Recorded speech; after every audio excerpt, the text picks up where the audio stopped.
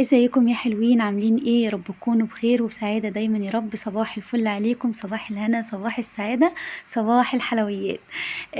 يلا بقى، المشترك مش مشترك في القناة يشترك ويفعل الجرس عشان يوصل كل جديد انا بنزله. وكمان يسيب لي الكومنت الجميل واللايك الاجمل. ويلا بينا نخش على الروتين بتاعنا النهارده.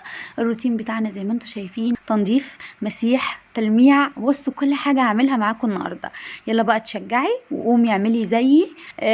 وكمان انا على طول دايما، زي ما قلت لكم في الفيديوهات بتاعتي قبل كده، اللي انا ايدي اول باول في الحاجه. بس طبعا دي عاده واحنا متعودين على كده، اللي نشيل السجاد ونغسله. انا بقى ببتدي اول تنظيفاتي بان انا انضف الشباك. عارفين السلك دايما بيبقى فيه تراب كتير، فلازم ننضفه اول حاجه قبل ما نبدا في اي تنظيف، بحيث ان احنا لو في تراب بعد كده ما يخشش على العفش بعد التلميع وبعد لما نمسح. فاول حاجه ببتدي بيها هو تنظيف الشباك. كمان انا عشان عندي الشباك على الشارع بيلم كمية تراب رهيبة قوي، فنضفت طبعا الشباك ونضفت كمان البرقع بتاع الستارة، وابتديت التلميع بقى، وابتديت اشيل الحاجات كده اللي على السرير و... وهبتدي بقى اخد جزء جزء في التنظيف بتاعي النهارده. هبتدي اول حاجه اللي انا بجيب المكنسه، بشفط. الاول بنضف كده باي حاجه عندي المرتبه، وبعد كده بشفطها بالمكنسه.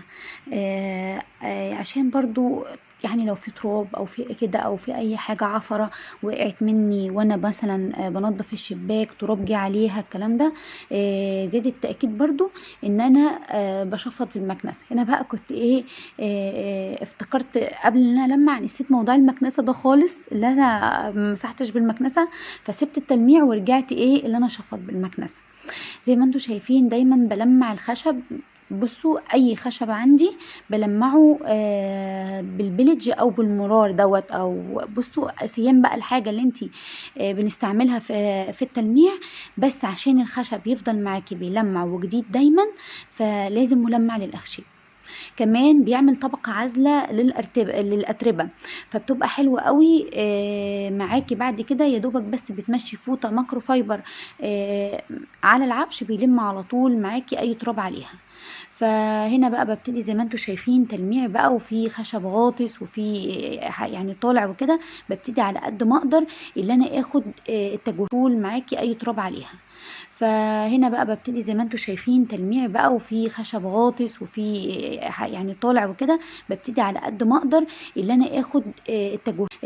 زاد التاكيد برضو ان انا بشفط في المكنسه. هنا بقى كنت ايه، افتكرت قبل ان انا لمع، نسيت موضوع المكنسه ده خالص، اللي انا مسحتش بالمكنسه، فسبت التلميع ورجعت ايه اللي انا شفط بالمكنسه. زي ما انتم شايفين دايما بلمع الخشب.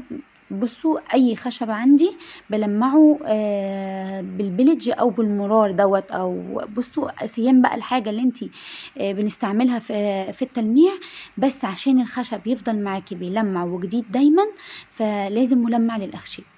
كمان بيعمل طبقه عازله للأتربة.